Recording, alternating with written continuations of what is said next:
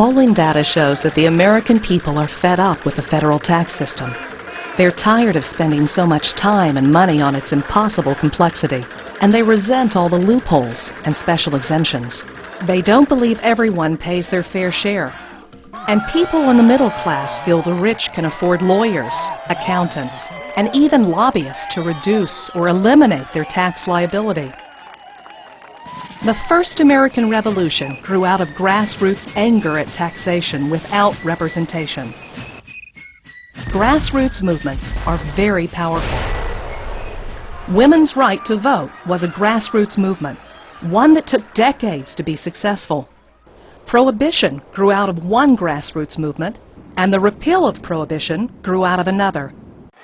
While the Berlin Wall did not fall in the United States, that grassroots movement was as much a victory for Americans as it was for Europeans under the boot of communism. When good people work together, grassroots movements change the world. A second American Revolution is underway, born of anger with taxation in spite of representation. At over 17,000 pages, today's federal tax code is broken. It cannot be reformed or fixed.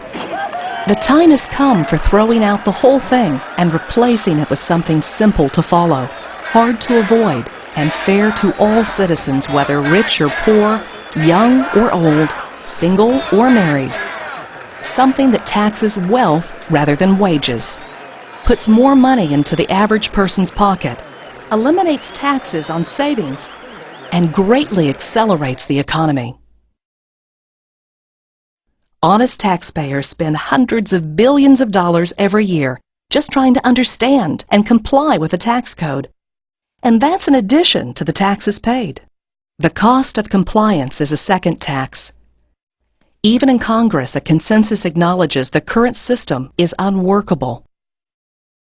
In 1995, FairTax.org assembled a team of leading economists that span the ideological and political spectrum. They conducted extensive economic and market research in order to devise a simpler and more efficient tax system that would unleash the potential of the U.S. economy and help every working American create wealth. The result of this effort is H.R. 25 and its companion, S-25, the Fair Tax Plan. The Fair Tax is a simple federal retail sales tax. Nationwide polling shows that when people have even a basic understanding of the fair tax, they overwhelmingly support it, regardless of political affiliation. They favor it over the current system and all other alternatives. The fair tax represents true tax reform. It replaces all federal taxes taken out of American paychecks, including all withholding, all payroll taxes like Social Security, and all federal self-employment taxes. It also repeals all estate and gift taxes, capital gains taxes, the alternative minimum tax, and corporate taxes. Unlike our current system, the fair tax is collected only once, whenever we choose to purchase new goods and retail services. The fair tax is easy to collect and hard to avoid. No loopholes, no exceptions, no special treatment for anyone. That's one reason the Americans we polled dubbed it the fair tax. Central to the plan's fairness is that the fair tax is progressive. To cover the taxes on basic necessities, the fair tax plan includes a family consumption allowance for each taxpayer. The family consumption allowance is a monthly check sent in advance to pay the tax on any purchases up to the federal poverty level, a prebate. Combining the prebate with the elimination of payroll taxes, the fair tax, in effect, untaxes the poor. As the number of people in the family rises, the amount of the prebate rises. The family consumption allowance is helpful to every American household, especially seniors and others on fixed incomes. As a sales tax, the fair tax taxes what we consume, not what we produce. It taxes what we take, not what we make. A wealthy person buying an expensive luxury car pays more taxes than someone buying an economy car. And since everyone takes home their whole paycheck, they're able to afford a better car. Someone who buys a used car pays no federal tax. The fair tax taxes goods only one time, when they are originally purchased. All used goods are free of federal taxes. Since each of us has control over what we buy and when we buy it, we control how much tax we pay and when we pay it. The rich will still buy expensive luxury items and are taxed accordingly. But under the fair tax, the middle class is better able to manage their tax burden. The fair tax is designed to be revenue neutral. A tax of 23 cents out of every dollar spent provides dollar-for-dollar revenue replacement. This funds the government and Social Security at exactly the same level as the current system. Social Security and Medicare benefits remain unchanged under the fair tax. The only difference is that they are funded from a more stable revenue source with a far broader base. 23 cents from every retail dollar may sound high, but this simply reflects today's federal tax revenues. Under the fair tax, government spending is made visible for the first time. Indeed, when people see the tax on their retail receipts, they may begin to question government spending more seriously than we do today. Nevertheless, 23% is less than most people pay today in federal taxes. Consider that most people fall at least into the 15% income tax bracket, and all wage earners pay 7.65% in payroll taxes. That's almost 23% right there, without taking into account the 7.65% employer matching or any of the other federal taxes we must pay. It's worth repeating. Under the fair tax, most people pay less in federal taxes than they do today. Those who spend at twice the poverty level, for example, pay a tax of only 11.5%, a much lower rate than the income and payroll taxes they pay today. Because the fair tax broadens the economic base for collection, generally less is required from each taxpayer in order to raise the same amount of money. And the fair tax doesn't require any of us to spend one more dime figuring out how much tax we owe. We would never have to file an income tax return again. April 15th would be just another spring day. Shifting the tax base from what people produce to what they consume begins to stimulate the economy almost immediately. Work by Harvard economist Dale Jorgensen shows a quick 9 to 13% increase in our gross domestic product. Boston University economist Lawrence Kotlikoff predicts a 7 to 14% increase. Even the National Retail Federation, which is opposed to the fair tax, shows the economy would be 1 to 5% larger. This growth is fueled by several factors that only happen under the fair tax. The first of these is the removal of hidden taxes. Over 20% of the cost of goods or services is actually hidden taxes passed on to consumers. Businesses today pay taxes on labor as well as on raw materials, capital equipment, and almost everything that goes into the manufacture of goods and creation of services.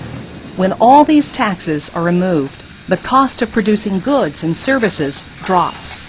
Removal of compliance costs drops the cost of doing business even further. Some companies may be inclined to keep these savings themselves, but competition doesn't allow that to happen. As forward-thinking businesses reduce prices to increase market share, competition drives prices down across the board. The fair tax allows exports to be sold tax-free, enabling American companies to export more competitively. Imported goods are taxed the same as domestically produced goods when they are sold here. American producers compete more effectively with foreign producers both at home and overseas.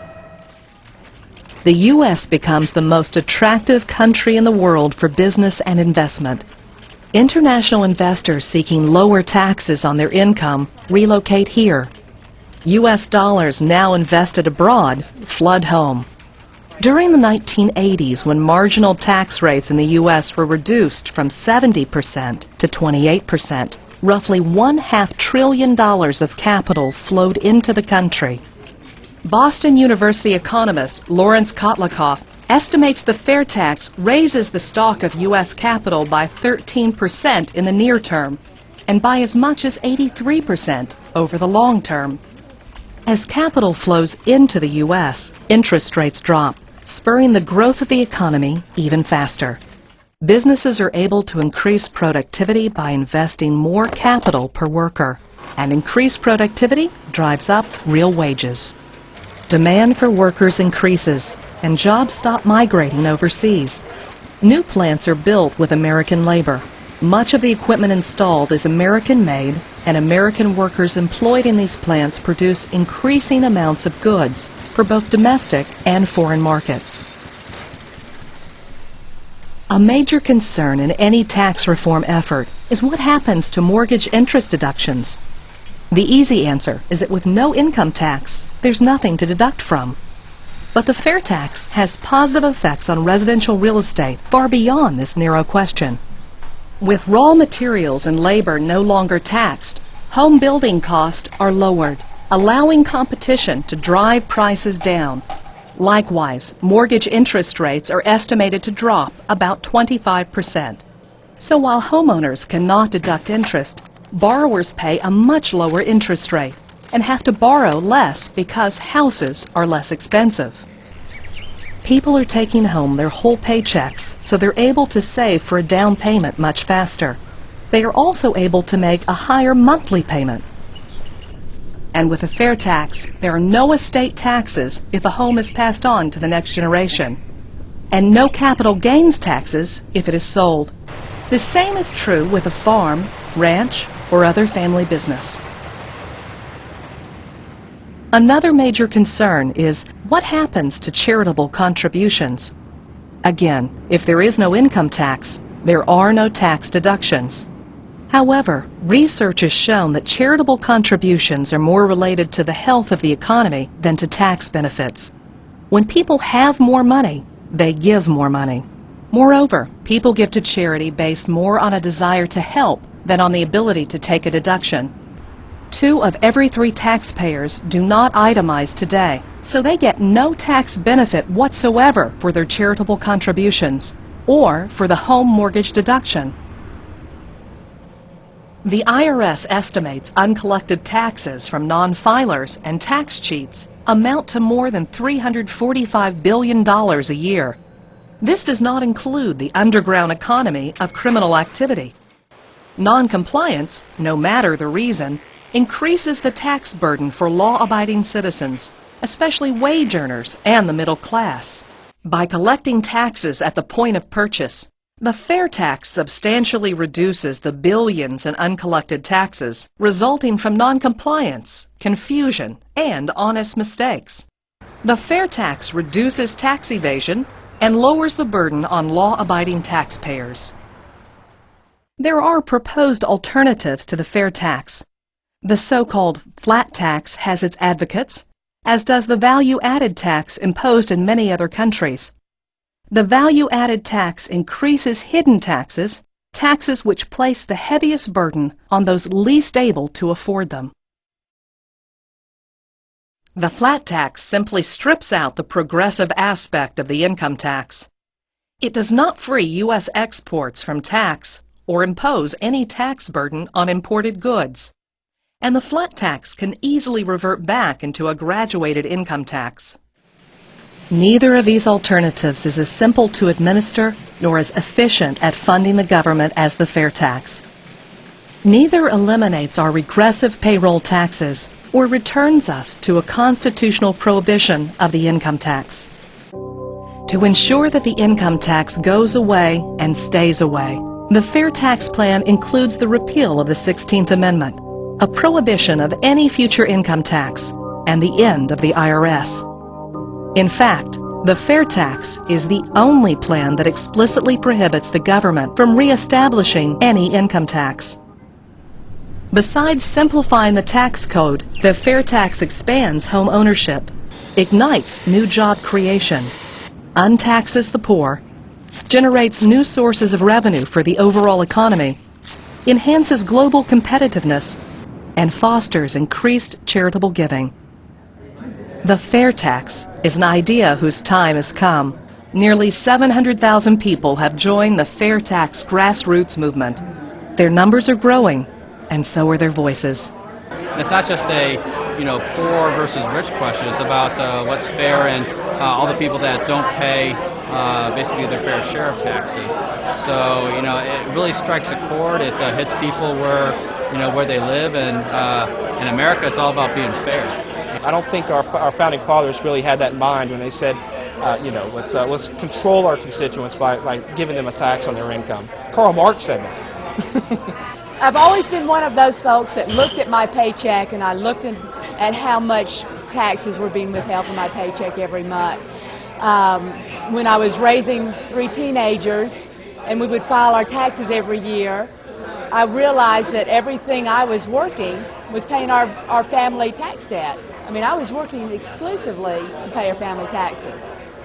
So, when you think that I could have been a stay-at-home mom, and all the other families out there can do the same thing. I don't have enough money to move it offshore. I don't have enough money to protect it. I don't have enough money to hire big, expensive lawyers. I take it right on the chin with millions of other people. What I like about the fair tax is the fact that it not only eliminates payroll taxes, which is a benefit for us because we have a small trucking company, but I also like the fact that we won't have any payroll taxes, or we won't have to pay as many taxes out for ourselves, and we can increase pay to our drivers in exchange, because we won't have to pay out extra, and they can have more benefit, and we can have increased revenue at the same time. As someone who has a degree in government and I'm a student of history, I see what it might take is actually getting to the point where enough people believe in it that any congressman, any senator that is not in favor of it just gets voted out of office. It may be that simple. If you call that a rebellion, I call people taking back the government. It's more in line with what the original Constitution was. It's an idea that unless you understand it, unless you can get your mind around it, you're not going to buy into it. You're going to say it doesn't make sense. That's the first answer I get from everybody I bring the idea up to. It's going to take education. It's going to take people talking to their friends. It's going to take, really a movement of people just sitting with people, talking to them, telling them, hey, this is what it's about, and explaining it. And then it's going to take some attention from the media, because the media has to catch on to, hey, we've got to educate people. You need mass media to educate people about this, because if you educate people, it's a no-brainer. It's going to pass. To learn more about the Fair Tax, go to www.fairtax.org.